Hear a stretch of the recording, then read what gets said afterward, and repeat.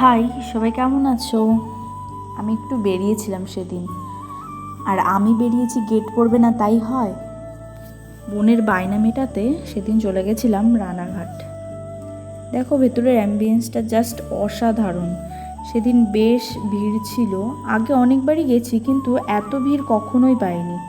যাই, এর মাঝে দুটো কথা বলি। আমি এফবিতে ফটো ভিডিও যাই স্টোরিতে দিই, 1,500 2,000 ভিউজ আসে। ওই সেম জিনিসই যখন পোস্ট করি, 40-50টার বেশি লাইক আসে না। হ্যাঁ, যদি নিজের কোনো রিলস বা ফটো হয় সেক্ষেত্রে 150-150 আসে, কিন্তু কাজের কোনো ফটো ভিডিও যদি পোস্ট করি 40-50টা, এর বেশি আসে না। এর রহস্যটা কী?